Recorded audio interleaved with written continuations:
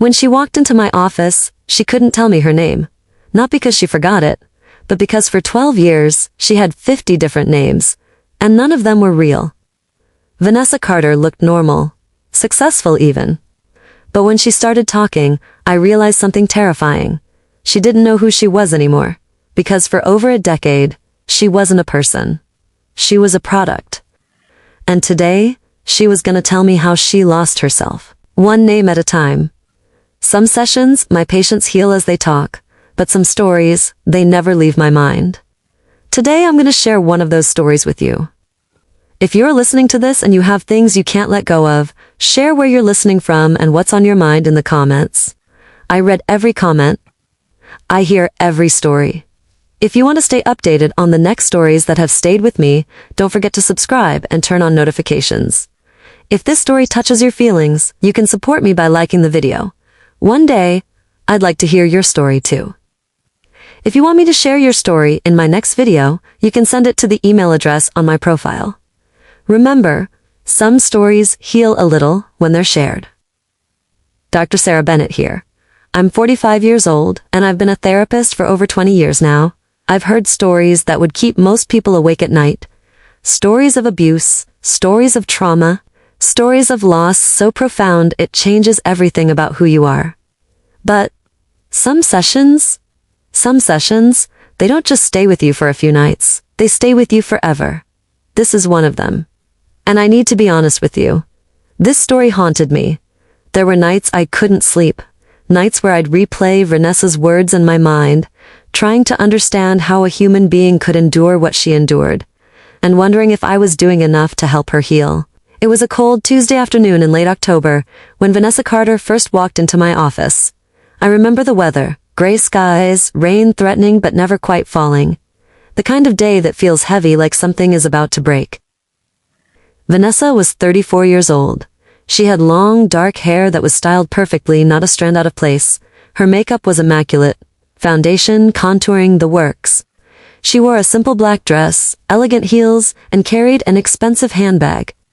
To anyone passing her on the street, she would look successful. Put together, maybe even enviable. But when she sat down in the chair across from me, or rather, when she tried to sit down, I noticed something. Her hands, they were shaking, violently. Not just a nervous tremor, a full, uncontrollable shake, like she was holding onto something invisible and desperately trying not to let go. "Dr. Bennett," she said quietly. Her voice was soft, almost a whisper. Can I close the blinds?" "Of course," I replied gently. She stood up quickly, too quickly, and walked to each window in my office, closing every blind. The room dimmed. Only the soft glow of my desk lamp remained. She sat back down, but she wouldn't look at me. Her eyes were fixed on her hands, still trembling violently in her lap. "Thank you for seeing me," she said, her voice barely audible. I gave her a warm, reassuring smile, even though she wasn't looking. "You're welcome, Vanessa. Take your time. There's no pressure here." Silence. 1 minute, 2 minutes, 3. I've learned over the years that silence is often the loudest cry for help, so I waited. Patient, present. Finally, after what felt like an eternity, she looked up at me. Her eyes. God, her eyes. They were empty, completely hollow, like someone had reached inside and scooped out everything that makes a person human. But there was something else there too. Fear, raw, paralyzing fear. "Dr. Bennett?" She started, then stopped. She took a shaky breath, closed her eyes for a moment, then opened them again. "I don't know if I can do this." "You don't have to tell me anything you're not ready to share," I said softly. "But I'm here, and this space is safe. Whatever you say here stays here." She nodded, but I could see the internal battle happening behind her eyes. Trust versus fear. The need to speak versus the terror of being judged. Another long silence. "Vanessa," I said gently, "you mentioned on the phone that you were struggling with finding yourself. Can you tell me a little bit about that? Whatever feels comfortable." She looked down again. Her hands clenched into fists, then released, clenched again. "I had a job," she finally whispered. "I quit 6 months ago." "Okay," I said encouragingly. "That must have been a significant change." "It was." Another pause. She was choosing her words carefully, guarding herself. "The job," she started, then stopped again. I could see her jaw tightening. "It wasn't a normal job." I leaned forward slightly, showing her I was listening. "What made it different from a normal job?" She looked up at me then, and I saw it clearly now. Shame. Deep, crushing shame. Dr. Bennett, her voice cracked. If I tell you, will you judge me? I held her gaze, my voice firm but kind. Vanessa, this is a safe space. Nothing you say will make me judge you. I'm here to help you, not to condemn you. You have my word. She stared at me for a long moment, as if trying to determine whether I was telling the truth. Then, finally, she spoke. I was an escort, Dr. Bennett, she said it flatly. No emotion, like she was reading a fact from a textbook. A defense mechanism. If she said it without feeling, maybe it wouldn't hurt as much. For 12 years. But here's what I didn't know yet. What Vanessa was about to tell me, it wasn't just about losing a job. It was about losing herself. Piece by piece, name by name. For 12 years. Vanessa, I said softly, can you tell me about this job? What did you do? She looked up at me. For the first time, there was something in her eyes. Not quite fear, not quite shame, something darker. Resignation. I was an escort, Dr. Bennett. She said it flatly. No emotion, like she was reading a fact from a textbook. For 12 years. I nodded, keeping my expression neutral, professional. But inside, I felt a familiar heaviness settling in my chest. I knew where this was going. I'd worked with survivors of sex trafficking before. I knew the trauma, the shame, the complete dismantling of self-worth. But I couldn't show her that. Not yet. She needed me to be steady, unshakable, a rock in the storm she was drowning in. Thank you for sharing that with me, Vanessa, I said carefully. I know that took courage. She let out a bitter, hollow laugh. Courage, that's a funny word for it. I waited, giving her space. I didn't start out wanting to do it, she continued, her voice barely above a whisper. I was 22. Fresh out of college. Well, almost. I got kicked out in my senior year. Financial issues. I couldn't pay tuition. She twisted her hands together, wringing them like she was trying to squeeze something out. I had student loans, rent, bills piling up. No degree, no real job prospects. I was drowning, Dr. Bennett, literally drowning in debt. That must have been incredibly stressful, I offered. It was, she said quietly. And then, my friend Melissa told me about an opportunity. Easy money, she said, just a few hours a week. Enough to get back on my feet. Enough to survive. Vanessa's jaw tightened. Her whole body was rigid now, like she was bracing for impact. My first client was a 55-year-old businessman. He wanted dinner, conversation, and then, more. She paused, took a deep breath, closed her eyes. I told myself it was just once, just to pay rent, just to survive. When she opened her eyes again, there were tears threatening to spill over. But once became twice became 10 times, and before I knew it, her voice dropped to barely a whisper.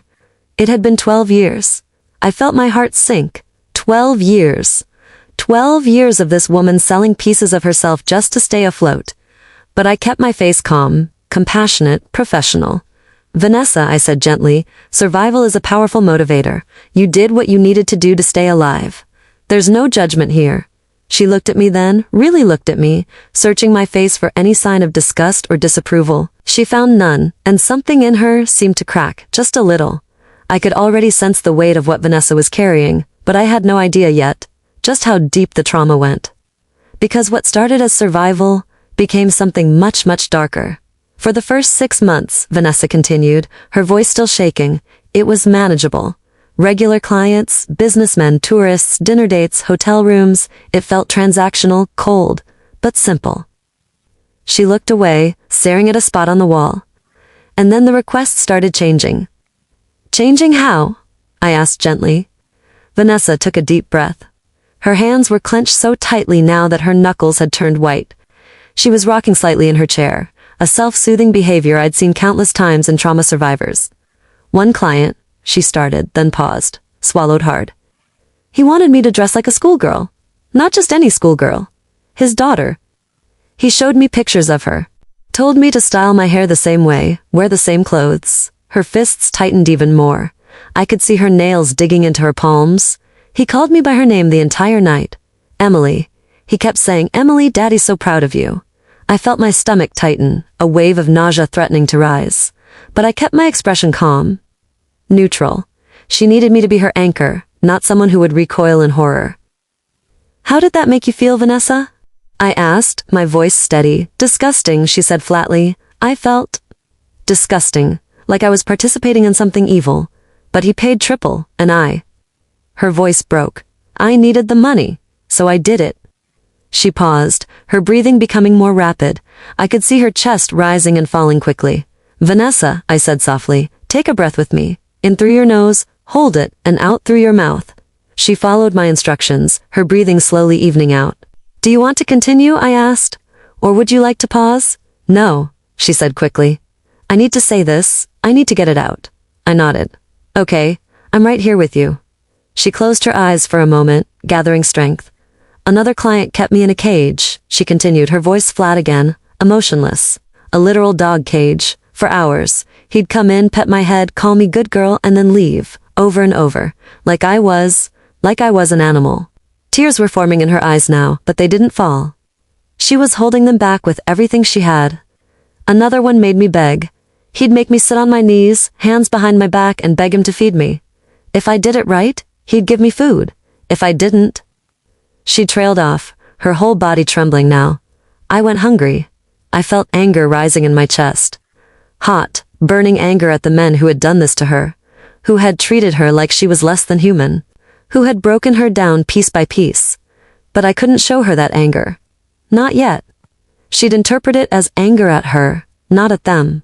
Trauma survivors always do, so I pushed it down, buried it, and stayed present. Vanessa, I said gently, I want you to know something. What those men did, that wasn't about you. That was about their own brokenness, their own sickness. You didn't deserve any of that. She looked up at me then, tears finally spilling over. Then why do I feel like I did?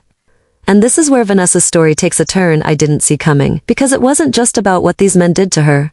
It was about what she started losing. Every single time. Dr. Bennett, Vanessa said, her voice shaking now, her whole body trembling, the worst part wasn't the things they made me do. She looked directly at me, and I saw something shift in her eyes. Not fear anymore. Something darker. Despair. The worst part was the names. I frowned slightly, leaning forward. The names? She nodded slowly, her hand still shaking in her lap. Every client, they didn't want Vanessa. They wanted someone else, a fantasy, a character, a thing they had created in their minds. Her voice grew distant now, like she was reciting from a list she'd memorized long ago. One called me Angel. He said angels don't speak, they only obey. So for 2 years, every time I saw him, I wasn't allowed to say a single word. Not one. If I made a sound, she paused, her breath catching. He'd punish me. I stayed silent, giving her space. Another called me Lolita, she continued, her voice hollow. He'd say, you're 16 forever, Lolita. You'll never grow old. You'll always be mine. I was 26. Vanessa's eyes were glazing over now, like she was somewhere else entirely, dissociating. A common response to revisiting trauma. Vanessa, I said softly, stay with me. You're here. You're safe. Can you feel your feet on the ground? She blinked, coming back slightly. She nodded. Another called me doll, she whispered. He'd pose me in positions and take pictures. If I moved even a little, even to breathe too deeply, he'd get angry. Dolls don't move, he'd say. Dolls don't breathe. Dolls are perfect and still. Her breathing was quickening again, becoming shallow and rapid. And then there was one client who, her voice cracked completely, who didn't give me a name at all. He just called me it. Not she. Not her. Just it. A single tear rolled down her cheek, but she didn't seem to notice. It needs to be quiet. It did well today. It can leave now. She wiped the tear away roughly, almost angrily, like she was furious at herself for crying. After a while, Dr. Bennett, I started forgetting. Forgetting what? I asked softly, though I already knew the answer. And it made my chest ache. Forgetting which name was real, she whispered. I'd be with a client and he'd call me something, and I'd respond automatically, like I'd done it 1,000 times, because I had. I'd become whoever they wanted me to be. Over and over and over. She looked at me then, and for the first time I saw genuine terror in her eyes. And then one day, I was at a coffee shop, just a normal coffee shop, and the barista asked for my name for the order. Such a simple question. And her voice broke completely. I froze. Why did you freeze? I asked gently, though my heart was breaking for her. Because I didn't know which name to give, she whispered, her voice barely audible now. Was I Vanessa? Angel? Lolita? Doll? Was I anyone at all? Her whole body was shaking violently now. She wrapped her arms around herself, trying to hold herself together. I stood there for what felt like forever, Dr. Bennett. People behind me were getting impatient. The barista was confused, and I couldn't remember. I couldn't remember my own name. I felt tears prick at the corners of my own eyes, but I blinked them back. This wasn't about me. This was about her. About witnessing her pain and holding space for it. But God, it hurt. It hurt to hear. It hurt to imagine. It hurt to know that a human being could be so completely deconstructed that they forgot their own name. But the identity crisis Vanessa was experiencing, it was about to get so much worse. Because one client didn't just want to rename her. He wanted to erase her completely. There was one client, Vanessa said, her voice dropping even lower, almost inaudible now, who was different from the rest. Different how? I asked carefully. His name was Richard. He was 58 years old, and he was a psychologist. I felt a chill run down my spine. A therapist. Someone who should have been helping people, healing people, and instead he was. I pushed the thought away and stayed focused on Vanessa. Richard didn't just want sex, Vanessa continued, staring at her hands. He wanted control. Total, complete control. She swallowed hard, her throat working visibly. He told me on our very first session together, and yes, he called them sessions, like he was my therapist. He told me that he was going to fix me. Fix you? I repeated carefully, my professional mask firmly in place even though inside I was seething. He said I had the wrong mindset, that I was still thinking of myself as a person, and that, her voice cracked. That was my problem. Vanessa's voice became completely flat now, emotionless, robotic, like she was reading from a script someone had forced her to memorize. He said, Vanessa, you're not a person, you're a product, and the sooner you accept that, the happier you'll be. She looked down at her lap, her whole body rigid. Every week I'd go to his apartment, and every week he'd make me repeat it, over and over and over. Repeat what? I asked gently, though I already dreaded the answer. Her voice was barely a whisper now. I am not a person. I am a product. Products don't have feelings. Products don't say no. Products exist to serve. Her hands were trembling so violently now that she had to clasp them together to stop them from shaking. He'd make me say it 100 times, sometimes more, over and over until I couldn't hear my own voice anymore, until the words lost all meaning, until they became true. Vanessa, I said softly, take a breath. You're safe here. He's not here. She did, but it was shaky, uneven. And if you refused, I asked gently, what happened if you didn't want to say it? He'd withhold payment, she said, tears streaming down her face now. And by that point, I was dependent on the money, on him, on the routine, on someone telling me what to do because I'd forgotten how to make decisions for myself. She paused, wiping her face with trembling hands. After 8 months of this, Dr. Bennett, I started believing it. I started believing I wasn't a person, that I was just a thing, a product, something to be used and discarded. I felt my heart crack. 20 years of therapy and some stories still hit you like a freight train. I wanted to tell her that Richard was a monster, that he had weaponized his knowledge of psychology to break her down systematically.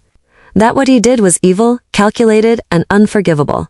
But she wasn't ready to hear that yet. She still saw him as someone who had helped her. That's what abusers do. They make you believe the abuse is love.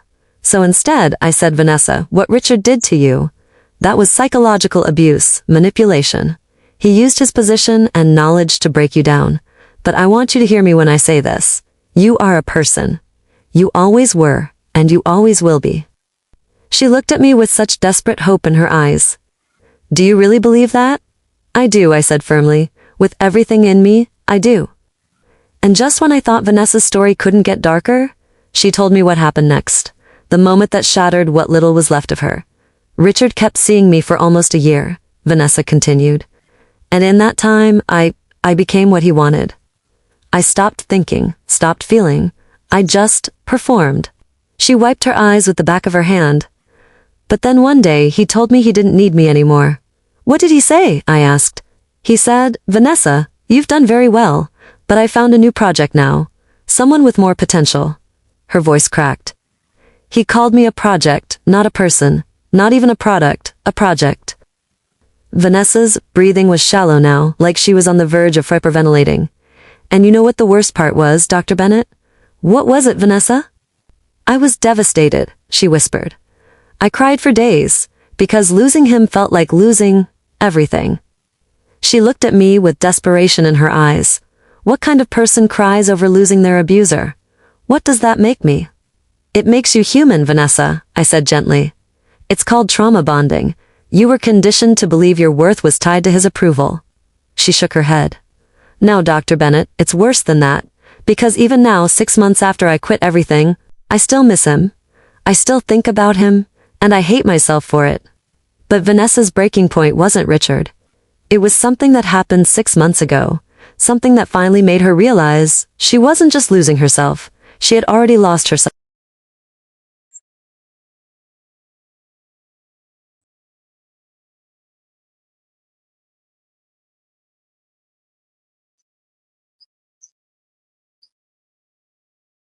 More than usual, so I agreed.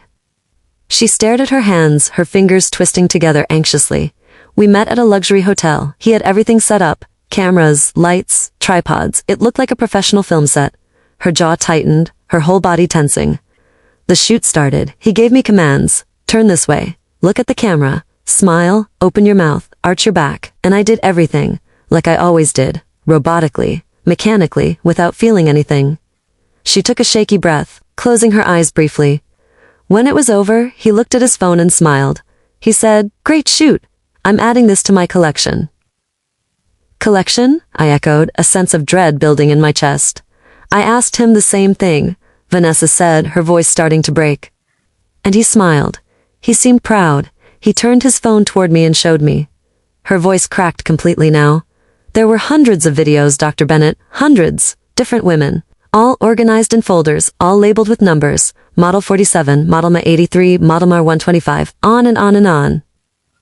She looked up at me, tears streaming down her face, her whole body shaking. And mine. She could barely get the words out. Mine was labeled Model Number 231. I felt my chest tighten painfully. Not a name, not even a fake name, just a number. He said. Vanessa's voice was barely a whisper now. He said, "You performed really well for Nova 231. Next week I'll make you Nova 232. I'm thinking of trying something new with you." She covered her face with her hands, her shoulders shaking with sobs. In that moment, Dr. Bennett, something inside me just shattered, completely shattered. She lowered her hands, looking at me with such raw, devastating pain. I wasn't even a name anymore. I wasn't Angel or Lolita or Doll. I wasn't even it. I was just another 231. That's all I was. That's all I had become. I could feel my own emotions threatening to surface. Rage, grief, helplessness. But I pushed them down. She needed me to be steady, to be her anchor. "What did you do?" I asked softly. "I grabbed my clothes," she said, her voice hollow. "I didn't even get dressed properly. I just ran out of that room, down the hallway, into the elevator." She wiped her eyes roughly. I went down to the lobby, and there were families there, normal families, kids running around laughing, a couple holding hands looking at each other like they were the only two people in the world. Everyone looked so human, so alive, so real. Her breathing was uneven now, her words coming in gasps, and I sat down on one of those fancy couches and just looked at them. Everyone had a life, a real life. They were someone's daughter, someone's partner, someone's friend. They had names, identities, they existed. She looked at me, her eyes completely empty now.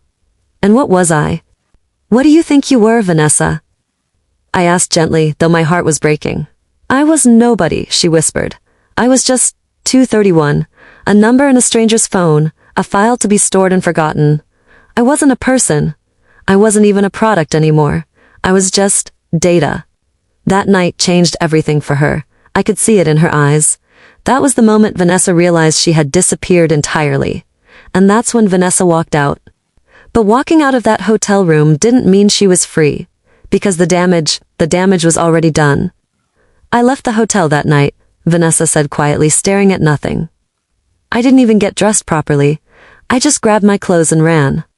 She was distant now, lost in the memory. I went down to the lobby, and there were families there, normal families, kids running around, a couple holding hands. Everyone looked so normal, so alive. Her voice was hollow, empty, and I sat down on one of those couches and just looked at them.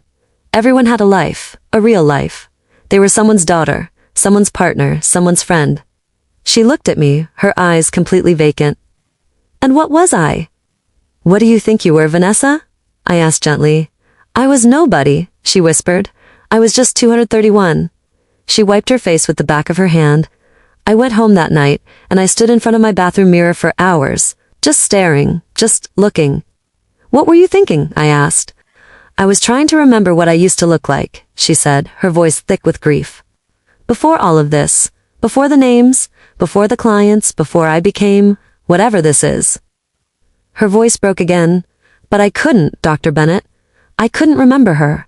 That girl, the one who was 22 and scared but hopeful. The one who had dreams, the one who was a person. She looked at me with such desperation, such raw need for answers. It's like Vanessa Carter just disappeared, vanished. And I don't know when it happened, I don't know how. But she's gone, she's been gone for a long time. And I don't know. Tears were streaming down her face now. I don't know how to get her back. I don't even know if she still exists somewhere inside me. What if there's nothing left? What if I'm just empty? I let her sit with that for a moment. Let her feel the weight of it. Because she needed to. She needed to grieve what she'd lost before she could begin to rebuild. Then I spoke, my voice firm but compassionate. Vanessa, I need you to hear something, and I need you to really hear it. That girl, the one you're looking for, she's not gone. She's buried. Buried under years of trauma and abuse and survival mode. But she's still there. How do you know? She whispered desperately. Because you're here, I said. You walked into my office. You're telling me your story. You're asking for help. That takes strength. That takes a part of you that still wants to survive, still wants to live. And that part? That's her. That's Vanessa. She looked at me like I just handed her a lifeline. So what do I do now? Now, I said gently, we start the hard work of finding her again, together. That night, after Vanessa left my office, I sat alone in the dark for a long time. I thought about her words, about the Model 231, about a woman who had been so systematically dehumanized that she'd forgotten her own name. And I'll be honest with you, I cried. I don't usually cry after sessions. After 20 years, you learn to compartmentalize. You learn to hold space for someone's pain without drowning in it yourself. But some stories break through those walls. Vanessa's story broke through mine, because I kept thinking, how many other women are out there right now, losing themselves? How many are being numbered, labeled, categorized, and filed away like they're not human beings? And how many of them will never find their way back? I went home that night, and couldn't stop thinking about her. Couldn't sleep. Couldn't shake the image of that hollow look in her eyes. This is the part of my job that people don't see, the weight we carry, the stories that haunt us. But I also knew something else. Vanessa came to me for help. She wasn't giving up. And that meant I couldn't give up on her either. At this point in our session, I knew Vanessa was in crisis. Deep, profound crisis. But I also knew something else. She was here. She was talking. And that meant there was still a part of her, however small, that wanted to survive. That wanted to come back. Vanessa came back the following week. This time she looked different. No makeup, hair pulled back in a simple ponytail, sweatpants and a hoodie.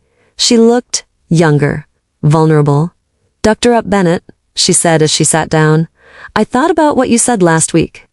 What did I say? I asked. You said I was human. That what I felt was normal, given what I'd been through. She paused. But I don't feel human, Dr. Bennett. I don't know what that feels like anymore. Can you tell me more about that? I prompted gently. She nodded. For 12 years, I wasn't allowed to feel. Every time I had a reaction, fear, disgust, sadness.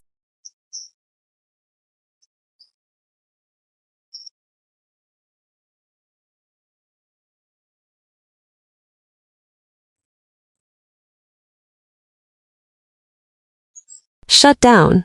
And now? I asked. Now I can't turn it back on, she whispered. I feel nothing, Dr. Bennett. I'm numb all the time, and I don't know if that's better or worse than the alternative. But numbness wasn't the only symptom Vanessa was experiencing. Because trauma doesn't just take your emotions. It takes your ability to connect, to trust, to love. And Vanessa was about to tell me just how deep that loss went. Dr. Bennett, Vanessa said softly, can I ask you something? Of course. Do you think it's possible for someone to be broken beyond repair? I leaned forward slightly. Why do you ask that, Vanessa? She looked away. Because I don't think I can ever be with someone. Normally, I mean, in a relationship. What makes you think that? I asked. Because I've tried, she said, her voice thick with emotion. After I quit, I thought maybe I could date, like a normal person. So I went on a few dates. She swallowed hard. And every single time when a man touched me, even just holding my hand, I felt sick. My skin would crawl, my heart would race. I'd have to excuse myself and go to the bathroom to breathe. Tears filled her eyes, because in my mind every touch it wasn't affection, it was transactional. He was touching me because he paid for it, even though he didn't, even though it was just a date. She wiped her eyes. One guy tried to kiss me goodnight, and I had a full panic attack. Right there on the street, he thought I was insane. Her voice cracked. And maybe I am, Dr. Bennett. Maybe I'm too broken to ever feel normal again. You're not broken, Vanessa, I said firmly. You're traumatized, and trauma can heal. It takes time, but it can heal. She looked at me with a mixture of hope and despair. Do you really believe that? I do, I said. And I need you to believe it too. But believing in healing is one thing. Actually healing? That's where the real work begins. And Vanessa's journey was just starting, because she was about to face the hardest question of all. Who was she without the names? By our 4th session, Vanessa was starting to open up more, but she was also spiraling. Dr. Bennett, she said one day, I did something this week. What did you do? I asked. I tried to write down who I am, she said. Like a list, my hobbies, my favorite things that make me, me. She pulled out a crumpled piece of paper from her bag and handed it to me. I looked at it. It was blank. I couldn't think of anything, she said, her voice breaking. I sat there for an hour, and I couldn't write a single thing. She looked at me with tears streaming down her face. Because I don't know, Dr. Bennett.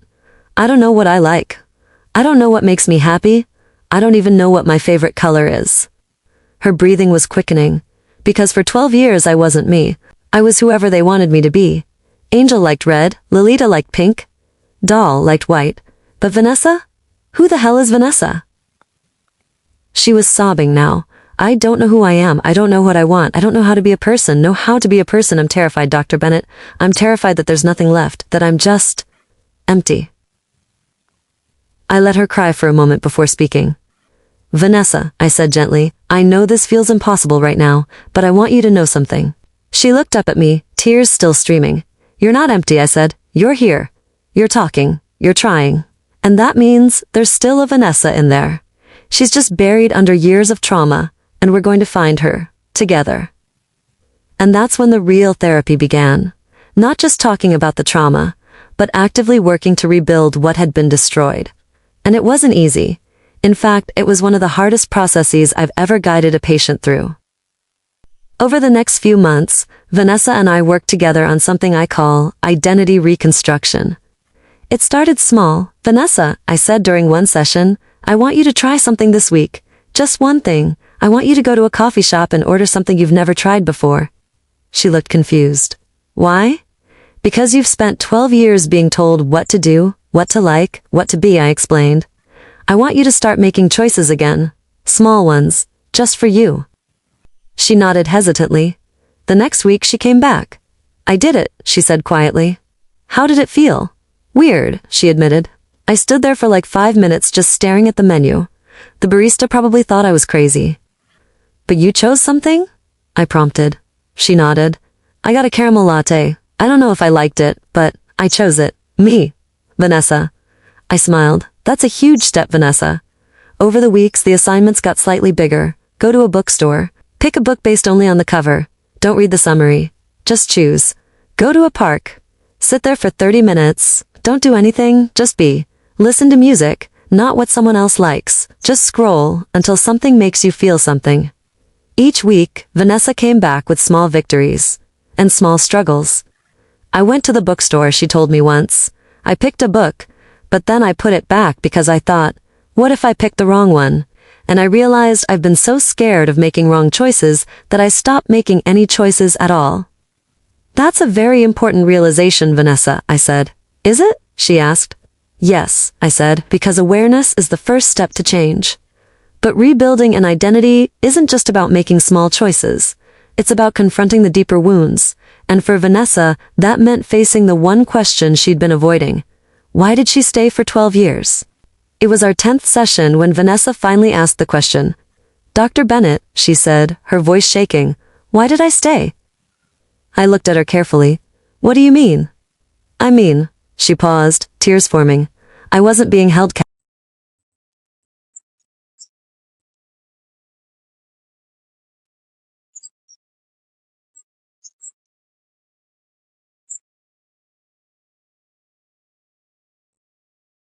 Vanessa, I said gently, there are a lot of reasons people stay in situations that hurt them, and it's rarely just one thing. She nodded, listening. You started because of financial need. That's survival. But over time, the reasons shifted. Shifted how? She asked. Tell me, I said. When you think about leaving earlier, say after the first year, what stopped you? She thought for a moment. I guess I thought it would get better, that I could save enough money and then leave, but there was always another bill, another debt, another reason to stay just a little longer. And emotionally? I prompted. What was happening to you emotionally? She looked down. I was ashamed, she whispered. I thought if I left, I'd have to face what I'd done. I'd have to tell people, and I couldn't. So staying was easier than facing the shame, I reflected. She nodded. And then, her voice broke. Then there was Richard. Tell me about Richard, I said softly. Richard made me believe I wasn't capable of anything else, she said, tears streaming now. He'd say things like, you think anyone would want you outside of this? You think you have any real skills? This is all you're good for. She sobbed. And I believed him, Dr. Bennett. I believed I was worthless, that this was all I deserved, that this was all I could do. That's what abusers do, Vanessa, I said gently. They make you believe you need them, that you can't survive without them, but that was never true. She looked at me, desperate for reassurance. So, I'm not weak for staying? No, I said firmly, you're not weak. You were trapped, not by chains, but by psychological manipulation, financial dependency, and shame. And breaking free from that takes incredible strength. And slowly, session by session, Vanessa started to see it. She wasn't weak, she wasn't broken beyond repair. She was a survivor. But surviving isn't the same as healing. And the road ahead was still long. Not every week was progress. Some weeks Vanessa came in and said she'd spent the entire week in bed. I couldn't get up, Dr. Bennett. She said, I just kept thinking about all the years I wasted, all the things I could have been. And I felt like, what's the point? I can't get those years back. Other weeks, she'd tell me she'd had nightmares. I dreamed I was back there, she said one day, her voice trembling. In that hotel room, with the cameras, and I couldn't move. I was just frozen, a doll, again. And some weeks, she'd admit she'd thought about going back. I almost did it, Dr. Bennett. If she confessed during one session. I was scrolling through old contacts, old clients, and I thought, maybe it was easier that way. At least I knew who I was supposed to be. But you didn't go back, I pointed out. She shook her head. No, I didn't, because I remembered what you said. That healing takes time, and I'm trying to be patient with myself, even when it's hard. And that patience, that's what saved her. Because 6 months into therapy something shifted. Something small, but significant. It was a rainy afternoon. Vanessa walked into my office, and for the first time, she looked different. Not happy, not healed, but different. Dr. Bennett, she said as she sat down, I remembered something this week. What did you remember? I asked. I remembered who I was, she said, her voice thick with emotion, before everything, before the names, before the clients. She looked at me with tears in her eyes, but this time they weren't tears of despair. They were tears of recognition. I was 12 years old, she said softly, and I was sitting in my mom's kitchen, and she was teaching me how to bake chocolate chip cookies. A small smile appeared on her face, and I remember feeling so happy, so safe. I remember laughing because I got flour all over my face, and my mom laughed too. And she said, Vanessa, you're a mess, but you're my mess. She wiped her eyes. I hadn't thought about that memory in years, Dr. Bennett. I forgot I even had it, but this week, it came back, and I realized. She looked at me. I realized that girl is still in here, somewhere. She's buried, but she's still here. I felt my own eyes sting with tears, but I held them back. That's beautiful, Vanessa, I said. That little girl, she never left. She was just waiting for you to find her again. And that memory? It became the foundation, the starting point. Because for the first time in 12 years, Vanessa had proof. Proof that she existed before the trauma. And if she existed before, she could exist again. The months that followed weren't easy. Vanessa continued therapy twice a week. We worked on self-compassion exercises. Vanessa, I said during one session, I want you to imagine that little girl in your mom's kitchen, the one covered in flour, and I want you to tell her what you'd say if she told you what happened to her. Vanessa closed her eyes, tears streaming down her face. I'd tell her. She paused, her voice breaking. I'd tell her it wasn't her fault, that she did what she had to do to survive, and that I'm proud of her for getting out. Now, I said gently, I want you to say that to yourself. She opened her eyes and looked at me. It wasn't my fault, she whispered. I did what I had to do to survive, and I'm proud of myself for getting out. It was the first time I'd heard her speak kindly to herself. We also addressed the physical symptoms of her trauma. I can't sleep, Dr. Bennett, she told me.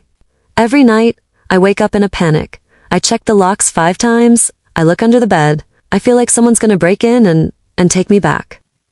So we worked on grounding techniques, breathing exercises, creating a safe sleep routine. Slowly, very slowly, things started to improve. But healing isn't just about therapy sessions, it's about real-world practice. And Vanessa was about to face one of her biggest challenges yet, applying for a real job, a normal job, as herself. I applied for a job this week, Vanessa told me, her voice nervous but with a hint of pride. That's wonderful, Vanessa, I said. What kind of job? Administrative assistant, she said, at a small marketing firm. It's entry level. Nothing fancy, but it's normal. How did it feel to apply, I asked. She smiled slightly. Terrifying. I had to write a resume, and I realized I haven't had a legitimate job in 12 years, so I just wrote about the temp work I did before and my college credits. And how did you feel putting your real name on it? I asked. Vanessa Carter? She paused. It felt strange, she admitted, like I was introducing someone I barely knew, but also, it felt right, like I was reclaiming something. 2 weeks later she got the interview, and a week after that she got the job. I start Monday, she told me, tears in her eyes. Dr. Bennett, I got a real job. As me, as Vanessa. I smiled warmly. I'm so proud of you. But then her expression shifted. I'm scared, she whispered. What if they find out? What if someone recognizes me? What if they Google me and find something? Vanessa, I said gently, that fear is valid. But here's what I want you to remember. You are not defined by your past. You are defined by who you choose to be today. And today, you are Vanessa Carter, a woman who survived, a woman who fought to rebuild her life, a woman who deserves a second chance. She nodded, wiping her eyes. I'm going to try, Dr. Bennett. I'm really going to try. And she did try. But trying doesn't mean it was easy, because on her first day at her new job, something happened that almost broke her all over again. Vanessa came to our session the week after starting her job, and she looked shaken. What happened, Vanessa? I asked immediately. She sat down heavily, her hands trembling. There's a man at my office, she said quietly. One of the senior managers. My stomach dropped. Do you know him? She nodded slowly. He was a client, she whispered. 3 years ago, I only saw him twice, but I recognized him immediately. Did he recognize you? I asked carefully. I don't know, she said, her voice panicked. He looked at me a few times, but he didn't say anything. Maybe he doesn't remember. Maybe I look different enough now without all the makeup and... She trailed off, her breathing quickening. Dr. Bennett, I can't work there. I have to quit. I can't. Vanessa, I interrupted gently but firmly. Take a breath. Let's think through this together. She took a shaky breath. Okay, I continued. First question, did he approach you or say anything that indicated he recognized you? No, she said. He just looked at me. That's it.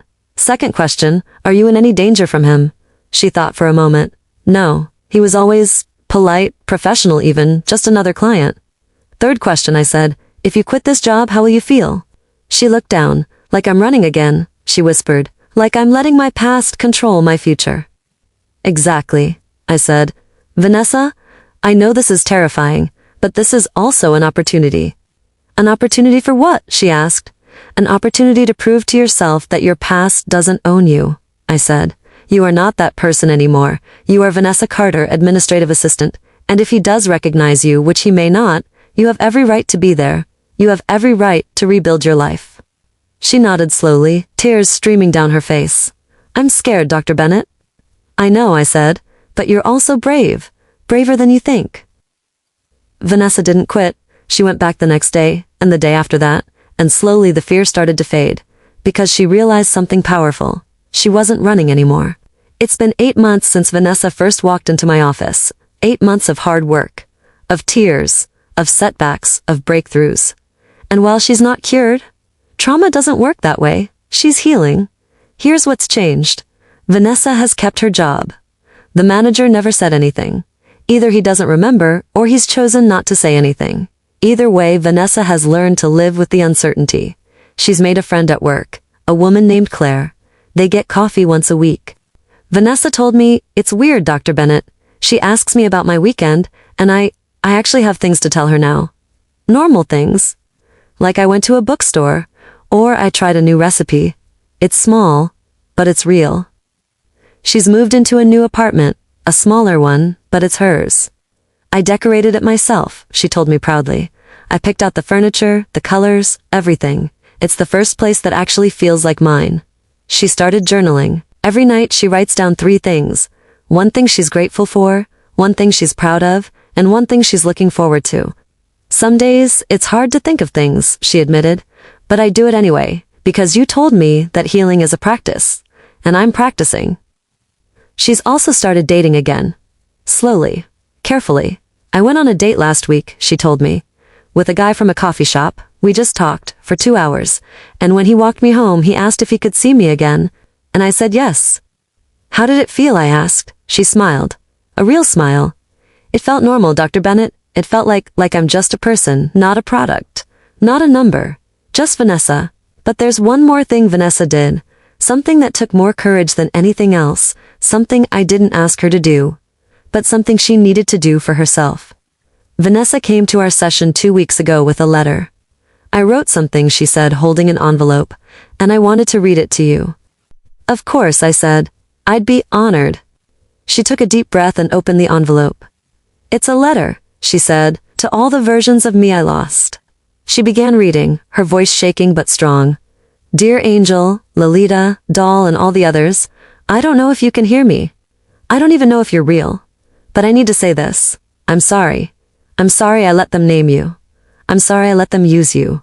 I'm sorry I couldn't protect you. For so long, I thought I had to forget you to move forward. I thought pretending you never existed was the only way to heal. But I was wrong. You were parts of me, broken parts, hurt parts, but parts of me nonetheless. And I want you to know, I'm taking you back. Not to relive the pain, but to honor what you endured. To acknowledge that you kept me alive when I didn't think I could survive. You did what you had to do, and now I'm going to do what I have to do. I'm gonna live, not as you, not as them, but as me. Vanessa Carter, the girl who baked cookies with her mom, the girl who laughed too loud, the girl who wanted to be something. I'm still here, I'm still fighting, and I'm not giving up. Thank you for surviving. Now let me live. Love, Vanessa. She folded the letter, tears streaming down her face. That's beautiful, Vanessa, I said, my own voice thick with emotion. And I'm not going to send it anywhere, she said. I just needed to write it. To say goodbye to who I was. So I can become who I'm meant to be. That's one of the most powerful acts of healing I've ever witnessed, I told her. She smiled through her tears. I think I'm going to be okay, Dr. Bennett, she said. I mean, I'm not okay yet. But I think, someday, I will be. I think so too, Vanessa, I said. I really do. Vanessa still comes to therapy. Once a week now instead of twice. We're working on deeper issues. Intimacy, trust, self-worth. But she's not the hollow, shaking woman who walked into my office 8 months ago. She's Vanessa Carter. A survivor, a fighter, a person. And every time I see her, I'm reminded of why I do this work. Because healing is possible. Even when it feels impossible. Even when you've lost yourself completely. You can find your way back. One small step at a time. One name at a time. One day at a time. Vanessa's story isn't over. She still has hard days. She still struggles. But she's no longer defined by her past. She's no longer a number. She's no longer a name someone else gave her. She's Vanessa. And that's enough. This story made me think about a lot of things. Every life, even with its pain, teaches us something. Maybe this story reminded you to look at your own life, your emotions, or the people around you from a different perspective. I hope this story helped you understand yourself and others a little better. I'd love to hear something about you in the comments. If you'd like to share what's going on inside, you can send it to the email address on my profile. And if this story touched you, don't forget to like the video and subscribe. To be notified about the next real-life story, click the bell icon to turn on notifications.